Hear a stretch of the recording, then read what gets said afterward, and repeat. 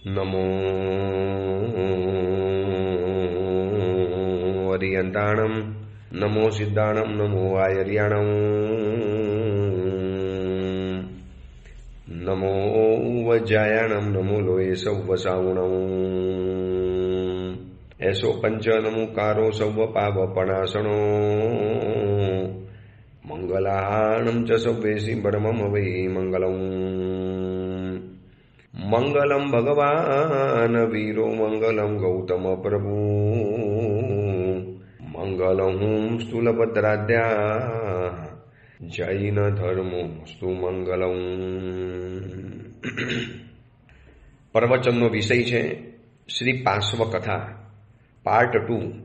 આજે બીજા દિવસની અંદરમાં પાર્શ્વ કથાની અંદરમાં આગળ વધવું છે. પરમ પુરુષાદાણીય કલિકાલ કલ્પતરુ, અચિંત્ય ચિંતામણી, સમાધિના પરમ સાધક 23મા તીર્થંકર વામાનંદન શ્રી પાર્શ્વનાથ પરમાત્માની અઠ્ઠમ તપની આરાધનાનો આજે બીજો દિવસ. માત્ર 250 વર્ષ શાસન ચાલ્યું છે પાર્શ્વનાથ પરમાત્માનું. સૌથી ઓછા સમયની અંદરમાં સૌથી વધુ છવાયેલા આ પાર્શ્વનાથ પરમાત્મા, સૌથી વધુ ગવાયેલા આ પાર્શ્વનાથ પરમાત્મા, સૌથી વધુ સ્તવાયેલા આ પાર્શ્વનાથ પરમાત્મા, સૌથી વધુ જોવાયેલા આ પાર્શ્વનાથ પરમાત્મા, સૌથી વધુ જેમના માટે લોકો દોડે છે એવા પાર્શ્વનાથ પરમાત્મા. આજે તમે શંખેશ્વર તીર્થનો મહિમા જોઈને આવો. આજના દિવસે 3 દિવસ શંખેશ્વરની અંદરમાં ગુજારો. એમ થાય કે જાણે દુનિયા આધિ વ્યાધિ ઉપાધિ પાપ તાપ સંતાપ દુનિયાની બધી સમસ્યાઓ, જીવનની બધી સમસ્યાઓ ભૂલી અને શંખેશ્વર પાર્શ્વનાથ પરમાત્માના ચરણોની અંદરમાં ધૂન લગાવીને બેઠા હશે. માત્ર પૂજા કરવા માટે મળે છે અડધી સેકન્ડ માટે. ગયા વખતે શંખેશ્વરની અંદરમાં હું 8મ વખતે ઉપસ્થિત હતો અને ત્યાં આવું એક મંગલ દ્રશ્ય જોયું છે. હૃદય ગદગદ બની જાય, આંખો ભીની બની જાય એવા પાર્શ્વનાથ પરમાત્માનો અચિંત્ય મહિમા ગયા વખતે નજર સમક્ષ જોયેલો છે. માત્ર અડધી સેકન્ડ માટે ગભારાની અંદરમાં જવા માટે મળે અને તરત જ પરમાત્માને હજી અડ્યા ન અડ્યા, પરમાત્માને પૂજા કરી ન કરી, પક્ષાલ થયો ન થયો, વાસક્ષે પૂજા કરી ન કરી અને સીધા જ બહાર નીકળી જવાનું. છતાં પણ લોકોનો જે ધસારો, લોકોની જે ભક્તિ ભાવના, લોકોની જે ઉત્કંઠા, 4-4 કલાક, 5-5 કલાક, 6-6 કલાક લાઈનમાં ઊભા છે અડધી સેકન્ડ માટે. બસ પ્રભુ પાર્શ્વનાથની અડધી સેકન્ડની ઝલક મળી જાય. પરમાત્મા પાર્શ્વનાથનું મુખડું અડધા સેકન્ડ માટે પણ જોવા માટે મળે. પ્રભુ પાર્શ્વનું મુખડું જોવા ભવો ભવના પાતિક ખોવા. આ પરમાત્મા પાર્શ્વનાથ આટલા બધા લોકપ્રિય કેમ, આટલા બધા આદરણીય કેમ, આટલા બધા પ્રભુ પુરુષાદાણીય કેમ બની ગયા? કેમ પ્રભુનો આટલો લોકોત્તર મહિમા વધ્યો? કેમ માત્ર 250 વર્ષના શાસનની અંદરમાં પ્રભુ વિશ્વ માત્રની અંદરમાં છવાઈ ગયા? 14 ભુવનની અંદરમાં જે પરમાત્માના વિજય ડંકા વાગી રહેલા છે. શ્રી પાર્શ્વતારો વિજય ડંકો 3 ભુવનમાં વાગતો. 3 ભુવનની અંદરમાં પ્રભુનો વિજય ડંકા વાગે છે. શું કર્યું છે પરમાત્માએ એવું? બસ એનો જવાબ આપણને મળે છે આ પાર્શ્વ કથાની અંદરમાં. પરમાત્માના 10 ભવમાંથી જાણવા માટે મળશે. આપણે ગઈકાલે ભગવાનની ભવોની યાત્રાને શરૂઆત કરેલી હતી. પરમાત્માનો પ્રથમ ભવ પોતનપુર નગર, અરવિંદ રાજા, વિશ્વભૂતિ નામના રાજમાન્ય રાજપુરોહિત, એના 2 દીકરા, મરુભૂતિ નાનો ભાઈ અને કમઠ એ મોટો ભાઈ. અને આ મરુભૂતિ એટલે આપણા તરણ તારણ તીર્થંકર પરમાત્મા પાર્શ્વનાથનો આત્મા. ઘરની અંદરમાં એવી જ ઘટના બની છે. પોતાના જ ઘરની અંદરમાં પોતાની પત્ની સાથે ખરાબમાં ખરાબ વ્યવહાર થાય, દુર્વ્યવહાર થાય, છતાં પણ પાર્શ્વનાથ પરમાત્માની એક ઉત્તમતા જોજો. આટલા બધા હલકટ, આટલા બધા નાલાયક ગણાય. આપણે જેને સંસારની અંદરમાં નીચ કહીએ, નપાવટ કહીએ, નાલાયક કહીએ, નફ્ફટ કહીએ, એવો કમઠ છે, છતાં પણ પરમાત્માના હૃદયની અંદરમાં એના માટેનો દ્વેષ ભાવ નથી આવતો, એના માટેનો કોઈ દુર્ભાવ પેદા નથી થતો. અને આપણા જીવનની અંદરમાં દુર્ધ્યાન અને દુર્ભાવ એવી રીતે વણાઈ ચૂકેલા છે. વ્યક્તિ બગડે એટલે દુર્ભાવ આવે અને પરિસ્થિતિ બગડે એટલે આપણા મનની અંદરમાં દુર્ધ્યાન આવી જાય છે. આ દુર્ધ્યાન અને દુર્બુદ્ધિ એ બંને ભેગા થઈ અને આપણા જીવનની અંદરમાં કર્મોના બંધન એટલા બધા કરાવી નાખ્યા. સહેજ પણ વ્યક્તિ પ્રતિકૂળ ચાલે, આપણા કયાથી ઉલટો ચાલે, આપણા કયાથી વિપરીત કરે, આપણે કહીએ એનાથી ઓપોઝિટ કરે, આપણી વાત સ્વીકારે નહીં, આપણી વાત ન માને, આપણો વિરોધ કરે, આપણા માટે ગોસિપ કરે, આપણા માટેની ખરાબ વાતો ફેલાવે, સમાજની અંદરમાં આપણને બદનામ કરી નાખે ઇત્યાદિ વ્યક્તિ તરફથી જે પણ કાંઈ જોવા માટે મળે એટલે તરત જ એ વ્યક્તિ ઉપર દુર્ભાવ થયા વગર રહેતો નથી. દુર્ભાવ એટલે દ્વેષ બુદ્ધિ.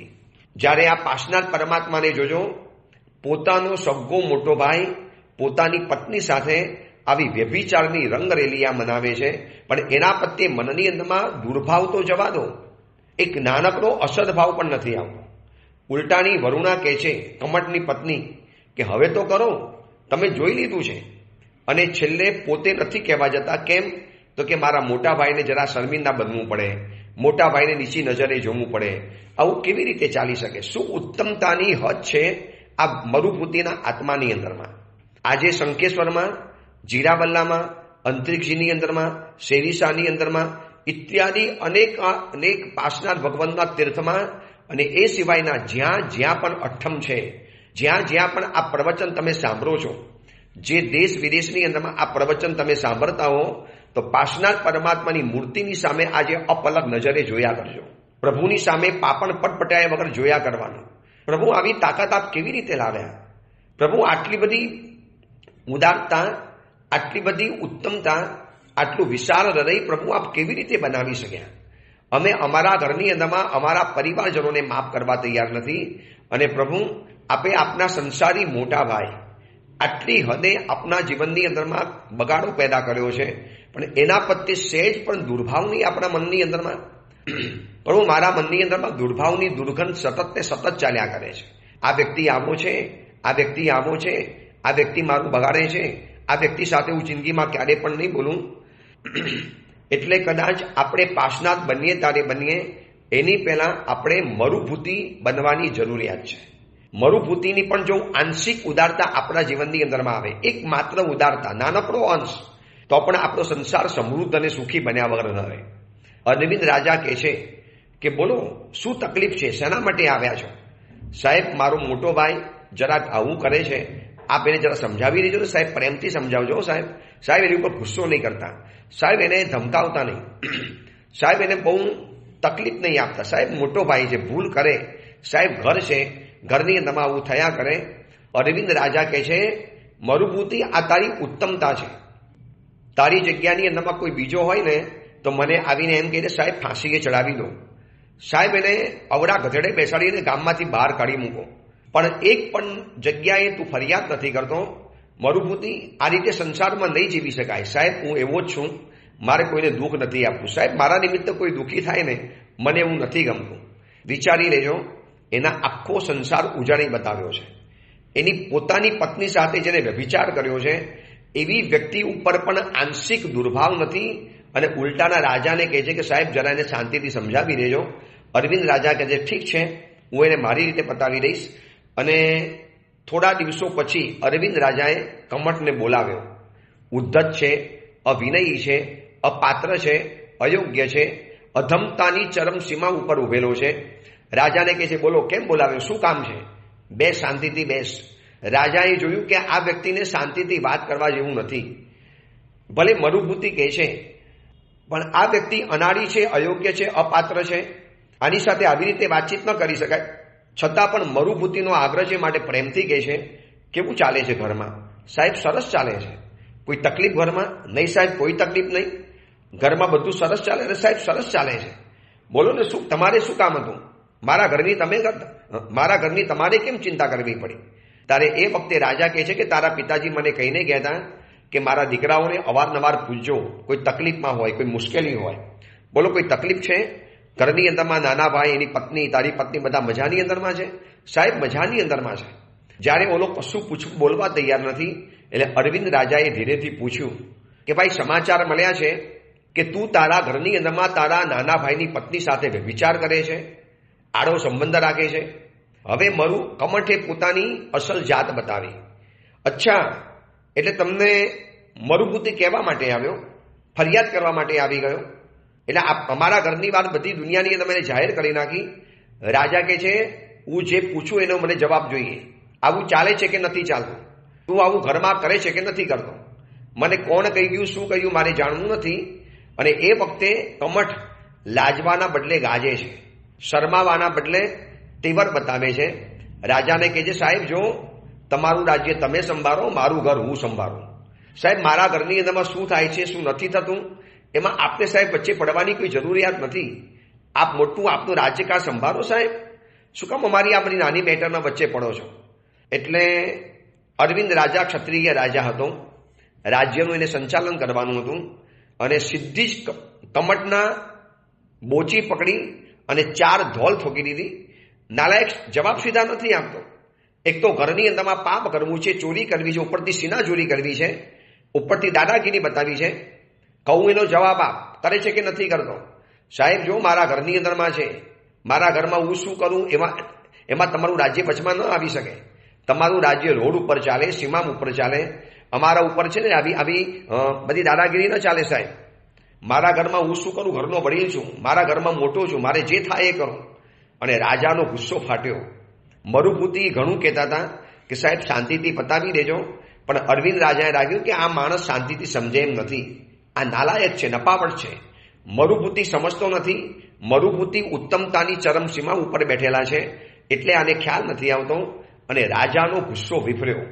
સેવકોને બોલાવ્યા, ગધડા ઉપર બેસાડ્યો, મોઢા ઉપર મસી ચોપડી અને ફાટેલા ઢોલને આગળ લેવડાવી અને નગરની અંદરમાં જાહેરાત કરાવી, જે પણ કોઈ પોતાના ઘરની અંદરમાં વ્યભિચાર કરશે એને આવી સજા મળવાની અંદરમાં આવશે. અને લાત મારીને સીમામાંથી બહાર ફેંકી દીધો અને કહી દીધું, જો ફરીવાર અમારી સીમાની અંદરમાં જો દેખાયો છે ને, તારું શરીરનું એક પણ અંગ જીવતું નહીં બચે. તારા રાઈ જેવા ટુકડા કરીને જમીનની અંદર દાટી દેવામાં આવશે. ચાલ જા, બહાર નીકળ, અમારા રાજ્યમાં આવું પાપ ન જોઈએ. અને કમઠ આટલું થયા પછી પણ પસ્તાવો કરવાના બદલે આમ જોવા જઈએ તો કેટલું બધું નસીબથી સારું મળ્યું છે. મરુભૂતિ જેવા ભાઈ મળ્યા છે. આ જે પાસનાથ પરમાત્માની આપણે ભક્તિ કરીએ છીએ ને, જે ભગવાનની આપણે ભક્તિ કરીએ છીએ, સ્તવના કરીએ છીએ, એ આ પરમાત્માનો હજી તો પ્રથમ ભાવ છે. શું પરમાત્માએ પ્રથમ ભાવની અંદરમાં ઉદારતા બતાવી છે? શું આપણે આવી કોઈ ઉદારતા આપણા પરિવાર તરફ બતાવી શકીએ? આજે પાસનાથ પરમાત્માનો અઠ્ઠમ કરીશું, આરાધના કરીશું. હું પ્રવચન આપીશ, તમે પ્રવચન સાંભળો છો. મારા તમારા સૌના માટે આ વાત છે કે આપણે જો આટલી પણ ઉદારતા પરિવાર માટે ન કરી શકતા હોઈએ, પરિવારની અંદરમાં જો આપણે આટલું પણ મન મોટું રાખી ન શકતા હોઈએ, માનો ઘરની અંદરમાં એવું બન્યું કે તમારો નાનો ભાઈ કે મોટો ભાઈ ઘરની અંદરમાં ચોરી કરે છે. ચલો માન્યું કે તમારો નાનો ભાઈ કે મોટો ભાઈ બિઝનેસની અંદરમાં જોઈન છે અને તમને વગર પૂછે અંદરમાંથી પૈસા ખાઈ જાય છે. માનો તમારો મોટો ભાઈ કે નાનો ભાઈ ફેક્ટરીની અંદરમાં સાથે છો, જોઈન્ટ બિઝનેસ છે, અને એની અંદરમાં એ નાનો ભાઈ કે મોટો ભાઈ તમને પૂછ્યા વગર કંપનીમાંથી પૈસા લઈ અને પોતાના ઘર ભેગા કરે છે. આવા જ્યારે તમને પુરાવા મળ્યા, ઓડિટની અંદરમાં જ્યારે ક્લિયર થયું, તમને તમારા સીએ બતાવ્યું, તમને તમારી કંપનીના ઓડિટની અંદરમાં આ બધું જ્યારે ખબર પડી ગઈ, હવે એ સમયની અંદરમાં હું એમ કહું છું કે ભલે તમે પૈસા જાય છે એની ઉપેક્ષા નહીં કરો, નુકસાનકારક છે, પરિવાર માટે નુકસાનકારક છે, પણ એ વખતે એ નાના કે મોટા ભાઈ તરફ આપણું મન બગડે કે ન બગડે, એના પ્રત્યે દ્વેષ ભાવ ઊભો થાય કે ન થાય, એના પ્રત્યે દુર્ધ્યાન કે દુર્ભાવ થાય કે ન થાય. મારા તમારા જીવનમાં તો આ બધું રોજનું વણાયેલું તત્વ છે. રોજ આપણા જીવનની અંદરમાં દુર્ભાવ ડગલે પગલે થયા કરે. વ્યક્તિ સહેજ આડી ફાટે, અરે જેની સાથે આપણે પ્રેમ ભર્યા સંબંધો બાંધ્યા છે એવી તમારી પત્ની હોય, અને પત્ની પણ જ્યારે તમારાથી સહેજ વિરોધની અંદરમાં જાય એટલે એટલો બધો દુર્ભાવ થઈ જાય, એટલો બધો થઈ જાય, આ જાય તો સારું, મરી જાય તો સારું, નીકળી જાય તો સારું, આને ઘરમાંથી કાઢી મૂકવા જોઈએ. કેટલી હદે આપણે પહોંચીએ છીએ. અને આ પાસનાથ પરમાત્માની ઉત્તમતાને જોજો. એમને દુનિયામાં છવાતા નથી, એમને દુનિયાની અંદરમાં જય જયકાર નથી થતો, એમને પરમાત્માનું આટલું બધું પરમ આદેય સૌભાગ્ય નામકર્મ નથી થતું. આ પ્રભુની પરમ ઉદારતા, પ્રભુની સહનશીલતા, પ્રભુની સહન શક્તિ, કેટલું બધું મારા પ્રભુએ સહન કર્યું છે. અને આપણા જીવનમાં તો આવું નથી જ બનતું. બહુ તો શું હશે, સારું ઘર નાના ભાઈએ લઈ લીધું, મોટા ભાઈએ લીધું, અને આપણને રહેવા માટે બીજું ઘર આપ્યું. સારી દુકાન, મોકાની દુકાન, ભાગ પડવાની અંદરમાં દાદાગીરી કરી નાના ભાઈ કે મોટા ભાઈએ લઈ લીધી અને આપણને સામાન્ય દુકાન મળી. પછી આપણને સાદું ઘર મળ્યું, સાદા વસ્ત્રો મળ્યા. અરે એ બધું મળી જવા દો. તમારી વસ્તુ, દુકાન કોઈ ખૂંચવી શકે છે, તમારું ભાગ્ય કોઈ ખૂંચવી શકતું નથી. નસીબ તો તમારું તમારી સાથે જ છે, આપણું નસીબ તો આપણી સાથે જ છે, પણ આ પાસનાથ પરમાત્મા જેટલી ઉદારતા આપણા જીવનની અંદરમાં નથી આવતી. માટે જ આપણે સંસારમાં રખડીએ છીએ અને પ્રભુ ક્યાંને ક્યાં પહોંચી ગયા. માત્ર 250 વર્ષ અને શું પ્રભુનો જય જયકાર, શું પાસનાથ પરમાત્માનો દબદબો, શું પાસનાથ પરમાત્માની જાઓ જલાલી છે. બસ એના મૂળ પડ્યા છે આ સહનશીલતાની અંદરમાં, પ્રથમ ભવની અંદરમાં. કમટને જ્યારે કાઢી મૂકવાની અંદરમાં આવ્યો, આ સમાચાર જ્યારે મરુભૂતિને મળ્યા, મરુભૂતિને આંખમાંથી આંસુ પડી ગયા. અરે મારા કારણે મારા મોટા ભાઈને નગરમાંથી જવું પડ્યું, મારા કારણે મારા મોટા ભાઈને ઘર છોડવું પડ્યું, મારા કારણે મારા મોટા ભાઈનું અપમાન થયું, મારા કારણે મારા મોટા ભાઈનું અવમૂલ્યન થયું. હવે સાચું કહેજો, આપણે કથા સાંભળીએ છીએ, આમાં વાંક મરુભૂતિનો હતો કે આની અંદરમાં વાંક હતો કમઠનો? 100% સીધી વાત છે, વાંક કમઠનો હતો. છતાં પણ પસ્તાવો કોણ કરે છે? મરુભૂતિ. જે પસ્તાવો કરવો જોઈએ કમઠના જીવે કે મેં ખોટું કર્યું, મારે ઘરમાં આવું ન કરાય, હું ઘરનો વડીલ છું, મારે પરિવારના સદસ્યોને સદાચાર શીખવાડવાના કે અનાચારે માર્ગે લઈ જવાનું, મારે વડીલ તરીકે ઘરની અંદરમાં સભ્યતા બતાવવાની કે અસભ્યતા બતાવવાની, આ બધું એને પસ્તાવો થવો જોઈએ, એના દિલમાં ડંખ થવો જોઈએ. એ તો ક્રોધથી ધુઆ ફુવા છે. જ્યારે નગરમાંથી કાઢી મૂક્યો, દેશ નિકાલ કરી લીધો, સીમામાંથી ઉચકીને બહાર ફેંકી દીધો, જેમ શરીરમાં ઘૂસેલો કાંટો કોઈ ઉચકીને કેવો બહાર ફેંકી દે. અને એ વખતે પણ કમઠને પસ્તાવો નથી, હજી ભયંકર ધૂંધવાટ છે, ભયંકર કક્ષાનો અંદરમાં રોષ અને દ્વેષ પકડે છે. બતાવી દઈશ, બધાને બતાવી દઈશ, નહીં છોડું. મને કાઢી મૂક્યો, મારું અપમાન કર્યું, મને નગરમાંથી કાઢી મૂક્યો, હજી પણ એને ભૂલનો અહેસાસ નથી. કેવી એક વ્યક્તિ છે, એક વ્યક્તિ ગુનેગાર તરફ દયા બતાવે છે અને એક વ્યક્તિ ગુનેગાર હોવા છતાં પણ દાદાગીરી માને છે. કેવી એક હદ છે કે આ પાસનાથ પરમાત્માનો જીવ મરુભૂતિ અને આ કમઠનો જીવ ક્યાં છે, કઈ કક્ષાની અંદરમાં બેઠેલા છે. અને આ બાજુ કમઠને જ્યારે બહાર કાઢી મૂક્યો, કોઈ આશ્રમની અંદરમાં જઈને તપ કરવા માંડ્યો, સંન્યાસી બની ગયો. અંદરમાં ક્રોધ ભયંકર ફૂફાડા મારે છે, બદલો લેવાની ભાવના છે, વેર વૃત્તિ અંદરમાં ભયંકર સળગે છે, ક્રોધનો જ્વાલામુખી અંદરને અંદર ફાટવાની તૈયારીની અંદરમાં છે. અને આ બાજુ મરુભૂતિએ અરવિંદ રાજાને કીધું, સાહેબ મેં આપને કીધેલું હતું ને, મારા મોટા ભાઈને સાહેબ શાંતિથી સમજાવ્યા હોત તો, સાહેબ પ્રેમથી સમજાવવા જેવા હતા, આપણે કેમ નગરમાંથી કાઢી મૂક્યા? હવે ક્યાં જશે, ક્યાં ભોજન કરશે, શું કરશે, એની પત્ની શું કરશે? જોજો, એક જગ્યાની અંદરમાં મરુભૂતિને પોતાનો વાંક, અરે કમઠનો વાંક નથી દેખાતો, પોતાનો જ વાંક દેખાય છે. અરવિંદ રાજા કહે છે કે ભાઈ તું કોણ છે? તું ભગવાન છે? તું આટલી હદે પહોંચી શકે છે? અરવિંદ રાજા કહે છે કે રાજ્યની વ્યવસ્થામાં આવું કરવું પડે, તમે તમારા ઘરની અંદરમાં રહો, શાંતિથી સંભાળો. હવે મહત્વની વાત એ આવે છે કે પોતાની પત્ની પોતાના મોટા ભાઈ સાથે વિચાર કરે છે, છતાં પણ મરુભૂતિએ એ વસુંધરાને ઘરમાંથી કાઢી પણ નથી મૂકી, એને સુધારવાનો એક મોકો આપ્યો છે. અને પરમાત્મા પાસનાથ કહે છે કે ખરાબમાં ખરાબ વ્યક્તિને પણ એક સુધારવાનો મોકો આપો, એક ચાન્સ તો આપો, એને બચવા માટેનો, એને સુધારવા માટેનો. એક પણ દિવસ પરમાત્મા વસુંધરાને ઠપકો નથી આપતા. તું આવી નીકળી, તું ચાલુ નીકળી, મારી સાથે વિશ્વાસઘાત કર્યો, દગાબાજી કરી, જા તારા પપ્પાના ઘરે પહોંચી જા, તારા પિયરમાં પહોંચી જા, મારી સાથે તારે કોઈ નથી રહેવાનું. ઉલટાનું વસુંધરા કહે છે કે મને માફ કરી લેજો, મારા માતા પિતાને જાણ નહીં કરતા, કદાચ મારા માતા પિતા પણ મને ઘરની અંદરમાં નહીં રાખે, પ્લીઝ હું આવું ક્યારે પણ નહીં કરું. મહેરબાની કરીને આ કમઠની માયાજારમાં ફસાઈ ગઈ, એના બ્લેકમેઇલમાં ફસાઈ ગઈ, મને એને દબાણ કર્યું, માટે ખોટા રસ્તે મારે જવું પડ્યું. ત્યારે મરુભૂતિ કહે છે કે કાંઈ વાંધો નહીં, ભૂલ થાય માણસની, ફરી વાર ધ્યાનમાં રાખજો, આપણા માનવ ભવને આ ઉચિત નથી. આપણે જે ભવની અંદરમાં આવ્યા છીએ એ ભવની અંદરમાં આવા અધમ કાર્યો આપણાથી ન કરાય. આપણે ઉત્તમ માણસ છીએ, તો ઉત્તમ વ્યક્તિ આવા અધમ કાર્યો કેમ કરે? શ્રીમંત માણસ રોડ ઉપર હાથની અંદરમાં સોકોરું લઈને નથી ઊભો રહેતો, તો આપણા જેવા મનુષ્યના ભવની અંદરમાં આવનારી વ્યક્તિ આવા પાપ કેમ કરે? આવું આપણે કેવી રીતે કરી શકાય? એવા પ્રેમથી મિષ્ટ ભાષાની અંદરમાં સમજાવે છે. ન રોષ, ન કોઈ ગુસ્સો, ન વેરની પરંપરા, અને આગળને આગળ સંસાર ચાલે છે, પણ રોજ એના મનની અંદરમાં ડંખ રહે છે, મરુભૂતિના મનની અંદરમાં. મારા મોટા ભાઈને મારા કારણે જવું પડ્યું, એક વખત તો માફી માગી લો, એક દિવસ ન રહેવાયું, ઉંમર થઈ એટલે અરવિંદ રાજાને મળવા જાય છે. સાહેબ એક ઈચ્છા છે, આપની સંમતિ લેવા માટે આવ્યો છું કે આપની પ્રજા છું, મને રજા આપશો? બોલો શેના માટે રજા જોઈએ છે? તો કે મને કેટલાય વર્ષોથી અંદરમાં એક પીડા થાય છે કે મારા કારણે મારા મોટા ભાઈને ઘર છોડવું પડ્યું, મારા કારણે મારા મોટા ભાઈને પરિવારથી દૂર રહેવું પડે છે, મારા કારણે મારા મોટા ભાઈને નગરની અંદરમાં અપમાન સહન કરવું પડ્યું. સાહેબ રજા આપશો, એક વખત સાચા દિલે એમની માફી માગી લેવી છે તો મારો અંતરાત્મા સંતુષ્ટ બનશે. રાજા કહે છે પણ આમાં તારો વાંક જ ક્યાં છે? તે એનું થોડું બગાડ્યું છે, એને પોતે પોતાનું જાતે બગાડ્યું છે. મરુભૂતિ, તે તો એનું નથી બગાડ્યું, એને તારું બગાડ્યું છે, છતાં પણ તું એને માફી માંગવા માટે જાય છે. નથી જવા જેવું, રહેવાને. તારો ભાઈ માફી માંગવાનું યોગ્ય નથી, છતાં પણ તને બહુ લાગતું હોય તો અહીંયા બેઠો બેઠો માફી માંગી લે, એને ખમાવી લે. નહીં સાહેબ, એક વખત મારે એને માફી માંગવી છે અને મારે ઘરે પાછો લઈ આવવો છે. સાહેબ એને એક વખત તો મોકો આપો ને. અરવિંદ રાજાએ બહુ સમજાવ્યા અને અરવિંદ રાજાએ સરસ મજાની વાત બતાવી. અધમ વ્યક્તિની સામે અતિ ઉત્તમતા બતાવી એ પણ એક જઘન્ય કક્ષાના ગુનો બની જાય છે.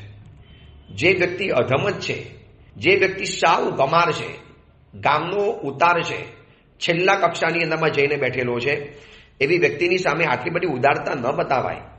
મરુભૂતિ તમને નુકસાન કરશે. ઉત્તમ વ્યક્તિની સામે ઉત્તમતા બતાવો તો ફાયદાકારક છે. અધમ વ્યક્તિની સામે આવી ઉત્તમતા ન બતાવાય. એમાં ફરક નહીં પડે અને મને લાગે છે કે તમને બહુ નુકસાન થશે. આનું પરિણામ સારું નહીં આવે. સમજીને વિચારી લેજો. હજી પણ મારી વાત સાંભળો. પણ મરુભૂતિ એકનો બે થવા તૈયાર નથી. મરુભૂતિ કહે છે કે સાહેબ એક ચાન્સ આપો ને સાહેબ, એક વખત જવા દો ને. જાણે કે પોતે ગુનો કર્યો હોય અને પોતાના મોટા ભાઈની માફી માંગવી હોય એવી રીતે કર કરે છે. આપણું તો આ કલ્પનામાં નથી બેસતું. આજે પાર્શનાથ પરમાત્માની પ્રતિમાનો જાપ કરતા કરતા આંખો ભીની બની ગઈ કે પ્રભુ આટલી બધી ઉદારતા પ્રભુ કેવી રીતે આપે બતાવી? કઈ હદે પ્રભુ આપ ઉત્તમ હતા. પ્રભુ અમે અમારા દીકરાની ભૂલને માફ કરવા તૈયાર નથી. પ્રભુ અમે અમારી પત્ની કે પરિવાર કે માતા પિતા ઉપકારીની ભૂલ માફ કરવા તૈયાર નથી. પ્રભુ અમે અમારા ગુરુઓની ભૂલ માફ કરવા તૈયાર નથી. તો પ્રભુ આપ આટલા મોટા જઘન્ય કક્ષાના ગુનેગાર તમારા મોટા ભાઈને આપ માફી આપવા તૈયાર છો, પાછો એને ઘરે લાવવા તૈયાર છો, જાણે કે આપે ગુનો કર્યો હોય એમ કરો છો. અરવિંદ રાજા પણ આભો બની ગયો કે આ ધરતી ઉપર આવા પણ માનવો હોય છે જે ભગવાન તુલ્ય હોય છે. અરવિંદ રાજાને ખબર નથી કે હકીકતમાં ભગવાનનો જ આત્મા છે. આ પુરુષાદાનીય પાર્શનાથ બનવાના છે, વિશ્વ માતાના લોકપ્રિય બનવાના છે, વિશ્વ માતામાં જેના અઢળક ભક્તો થવાના છે, જેના 108 નામ થવાના છે, જેના પારાવાર મહિમાઓ, પરચાઓ અને ચમત્કારો આ ધરતી ઉપર થવાના છે. એવા એક પાર્શનાથ પરમાત્માનો આત્મા છે. અરવિંદ રાજાએ તો બહુ સમજાવ્યા, બહુ કીધું, પણ છેવટે મરુભૂતિ કહે છે કે મારું મન શાંત નહીં થાય. સાહેબ જવા દો ને, મને એક વખત જવા દો ને. રાજા કે જો મારા નજરમાં મારા અનુભવથી પરિણામ સારું નહીં આવે, છતાં પણ જવું હોય તો તમારી ઈચ્છા. અને આ બાજુ એક દિવસ એવો આવ્યો કે મરુભૂતિ પોતાના મોટા ભાઈ કમઠની શોધ કરવા નીકળી પડ્યા. જઈને બસ માફી માગવી છે, એના પગમાં જઈને પડવું છે, મોટા ભાઈને માફ કરવા છે. પોતાની સગી જ પત્ની સાથે વ્યભિચાર કરનારો, દાદાગીરી કરનારો અને સાવ અપાત્ર વ્યક્તિ છે, છતાંય એને માફી માંગવા તૈયાર છે. અને ખબર પડી કે કમળ કોઈ તાપસના આશ્રમની અંદરમાં છે, સંન્યાસીના વેશમાં રહેલો છે, ઉગ્ર તપ કરે છે, જંગલોની અંદરમાં રહેશે, કંદ અને મૂળ ફળ ખાઈને દિવસો પૂરા કરે છે. આ બધું જ કરવા છતાં એનો અંદરનો ક્રોધનો દાવાનલ શાંત નહોતો થયો. વેશ બદલ્યો પણ વર્તનમાં ફેરફાર નહોતો આવ્યો. વેશ બદલ્યો પણ વિચારોની અંદરમાં કોઈ પરિવર્તન નહોતું આવ્યું. વેશ બદલ્યો પણ સ્વભાવ તો એનો એ જ રહેલો હતો. અંદરમાં રોજ ભયંકર વેરની ગાંઠને બરોબર ફીટ કરે. મારવો છે મોટા ભાઈને અને મરુભૂતિને ખતમ કરવો છે, અને ઓલા અરવિંદ રાજાને તો ખતમ કરવો છે. આ તપસ્યા કરું છું, એનાથી સાધના અને મને સિદ્ધિ મળશે અને એનાથી બધાને બતાવી દઈશ, પરચો બતાવી દઈશ. બસ આ બધું મનની અંદરમાં કમઠ વિચારે છે. એમાં એક દિવસ મરુભૂતિ એ આશ્રમની અંદરમાં પહોંચી ગયા. આશ્રમની અંદરમાં જઈ અને જે જગ્યાની અંદરમાં આ કમઠ તપ કરતો હતો એ જગ્યાની અંદરમાં પહોંચી ગયા અને જઈને કહે છે કે મોટા ભાઈ, હું આવ્યો છું, તમારો નાનો ભાઈ મરુભૂતિ, તમારી માફી માંગવા આવ્યો છું. મોટા ભાઈ, તમને મારા કારણે જંગલમાં જવું પડ્યું. મોટા ભાઈ, તમને મારા કારણે દુઃખ પડ્યું. મોટા ભાઈ, તમારે મારા કારણે પરિવાર અને ઘરથી દૂર રહેવું પડ્યું. મને માફ કરી લેજો. મેં અરવિંદ રાજાને ખોટું કીધું. અરવિંદ રાજાને ન કીધું હોત તો સારું થાત. અરવિંદ રાજાએ આપની ઉપર બહુ બળજબરી કરી. વિચારી લેજો. અરવિંદ રાજાની સામે જ્યારે ઉદ્ધતાએ બતાવી છે ત્યારે જ અરવિંદ રાજાને આટલા કઠોર પગલાં લેવા પડ્યા છે. છતાં પણ મરુભૂતિ ડગલે પગલે બધી જગ્યાએ પોતાની જાતને ગુનેગાર માને છે.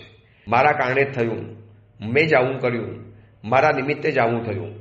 બસ મોટાભાઈ આપને લેવા માટે આવ્યો છું, આપ આવો ને પાછા ઘરે. આપના વગર ઘર સૂનું સૂનું લાગે છે. મોટાભાઈ પધારો ને. આ મોટો ભાઈ છે જે મોટા ભાઈની કોઈ દિવસ ફરજ નથી બજાવી, જેને મોટા ભાઈના કોઈ પણ લક્ષણ નથી, જેની અંદરમાં જેને પોતાની સગી પત્ની સાથે વ્યભિચાર કર્યો છે, એવા મોટા ભાઈને જાણે કે પોતે ગુનેગાર હોય એવી રીતે માફી માગે છે અને કમટનો ક્રોધ ઓર વધ્યો છે. આ જોયા પછી તો ભલભલો પથ્થર દિલ પણ પીગળી જાય. અરે મારા જેવા ગુનેગારની માફી આ માગે છે કે માફી મારે એની માગવાની હોય કે એ મારી માફી માગે, મારે એની માફી માગવાની કે એ મારી માફી માગે. આવું કમઠે વિચાર કરવો જોઈએ. ઊભા થઈને કહેવું જોઈએ કે નાના ભાઈ, ભૂલ મારી જ છે, તારી ભૂલ નથી. તું દુઃખી નહીં થા. મેં જ મારી ફરજ છોડી. હું જ ઘરની અંદરમાં મોટા ભાઈ તરીકે ન વર્ત્યો અને મેં જ ઘરની અંદરમાં અનાચારના અડ્ડા શરૂ કર્યા, માટે આવું થયું છે. મોટા નાના ભાઈ, આમાં તમારો કોઈ જ વાંક નથી. તમે ભૂલી જાઓ. છતાં પણ મેં તમને માફ કરી દીધા. તમારી ઉત્તમતા અને આ તમારી નમ્રતાની સામે હું ખરેખર નતમસ્તક છું, આવું બોલવું જોઈએ. એના બદલે કમઠ જવાબ નથી આપતો. ભાઈ નારાજ છો ને? ભાઈ બોલતા કેમ નથી? ભાઈ બોલો ને, એક વખત મેં માફ કરી દીધા તમને. ચલો આવો ને મારી સાથે.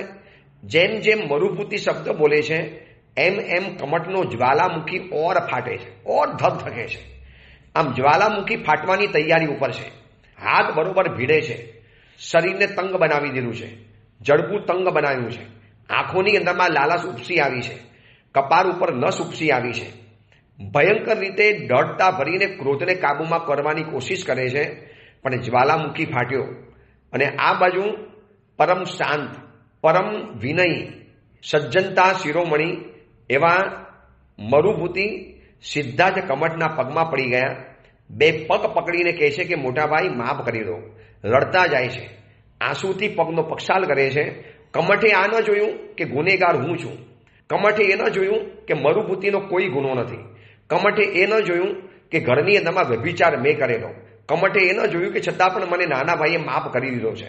આટલી બધી નાના ભાઈની ઉત્તમતાને જોયા પછી છેલ્લે માફી માગવા માટે આવ્યો છે, નિષ્કારણ રીતે. આમ જોવા જઈએ તો માફી માગવાનું કોઈ કારણ નથી, છતાં પણ માગવા માટે આવ્યો છે. અને અધમતાનો શિરોમણી, અધમ શિરોમણી એ વ્યક્તિએ પથ્થર ઉઠાવ્યો. પગની અંદરમાં પડેલા નાના ભાઈ મરુભૂતિના મસ્તક ઉપર મોટી શિલા ઉચકીને ફેંકી.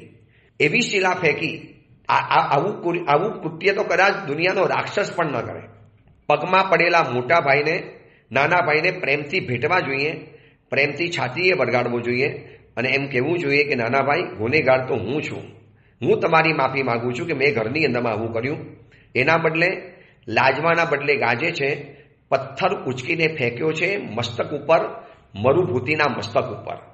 આપણા તીર્થંકર પરમાત્માનો પહેલો ભાવ, મરુભૂતિ તરીકેનો પહેલો ભાવ. કેવી જીવનની અંદરમાં દુર્દશા થઈ જાય છે. આપણે સંસારમાં કહીએ છીએ ને કે સાહેબ એક વ્યક્તિના કારણે મારો સંસાર બગડી ગયો. ભાઈ સાહેબ, મને એની પર ગુસ્સો આવે કે ના આવે? સાહેબ તમે જ કોને, આ વ્યક્તિએ મારું કેટલું બધું બગાડી નાખ્યું. સાહેબ તમે જોઈ લો. હવે આપને પણ લાગશે કે ખરેખર ગુનેગાર એ જ છે, અને હકીકતની અંદરમાં ગુનેગાર એ જ છે એવું આપણે લાગે પણ ખરું. છતાં પણ આવા મરુભૂતિ જેવા આત્માઓ ઉત્તમતાની ચરમસીમા ઉપર હોય અને વધુ પડતી ઉત્તમતા આવા અધમ આત્માઓની સામે બતાવવાની અંદરમાં જાય અને પથ્થર ઉચકીને માર્યું. એટલે શું માર્યો? માથું ત્યાં ફાટી ગયું, માથું છુંદાઈ ગયું, માથાના ટુકડા થઈ ગયા, પ્રાણ પંખેલું ક્ષણની અંદરમાં ઉડી ગયું. પ્રભુની કેવું કરપીણ હત્યા, પ્રભુનું કેવું ભયંકર મોત.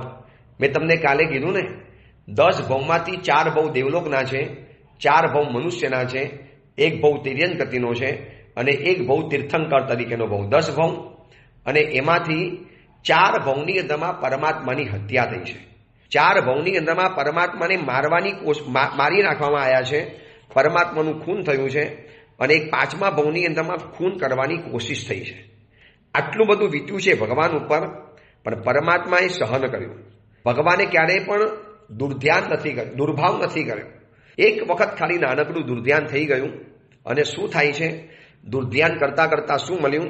દુર્ધ્યાન કરવાથી શું થયું એની વાત આપણને આવતીકાલે જાણવા માટે મળશે. આ પાર્શ્વનાથ પરમાત્માની કથા છે, આ પ્રભુના 10 ભવની કથા છે. આજે અઠ્ઠમનો બીજો દિવસ તો આવી ગયો, આવતીકાલે અઠ્ઠમનો ત્રીજો દિવસ. ભલે અઠ્ઠમના દિવસો પતી જાય, પણ પ્રભુને કહેવું છે કે પ્રભુ તમારા જેવા ઉદાર બનવું છે, પ્રભુ મારે મરુભૂતિ બનવું છે, હું પાર્શ્વનાથ બનું ત્યારે બનું. અને યાદ રાખજો, જે મરુભૂતિ બને છે એ પાર્શ્વનાથ અવશ્ય બને છે. જે ભૂલી જાય છે એ મરુભૂતિ છે, અને જે યાદ રાખે છે એ કમળ છે. આપણે કોઈના ભૂલો ભૂલવા તૈયાર નથી, આપણે કોઈના અપકારોને ભૂલવા તૈયાર નથી, આપણે કોઈના ગુનાઓને ભૂલવા તૈયાર નથી. તો પછી આપણે પાર્શ્વનાથ કેવી રીતે બનવાના? જો મરુભૂતિ બનવાના ઠેકાણા નથી તો આપણે પાર્શ્વનાથ કેવી રીતે બનવાના હતા? પ્રભુની હજી આગળની કરુણ કહાની આવશે, આપણે આવતીકાલે જોઈશું કે પરમાત્માના આગળના ભવની અંદર પણ આ કમળ કેવો પાછળ પડી ગયો છે. ભગવાનને કશો વાંક નથી, છતાં પણ આ એક કમઠના કારણે ભગવાનને કેટલું બધું સહન કરવું પડે છે એ અંગેની રોચક વાત આપણે આવતીકાલે કરીશું. જેને અઠ્ઠમ કર્યા છે એ બધાને સાતા હશે, અને જે લોકોએ એકાશના પણ કર્યા, સાકરના પાણીના એકાશના, અને એ ગઈકાલે હતું, અને આજે છે ખીરનું એકાશનું. જેને પણ કર્યા છે એ બધાની અનુમોદના, એ અંગેની બીજી વિશેષ વાત આપણે આવતીકાલે કરીશું. એ જ મંગલ કામના, મંગલ ભાવના. જીનાગના વિરુદ્ધ કાંઈ પણ બોલાયું હોય તો મિચ્છામી દુક્કડમ.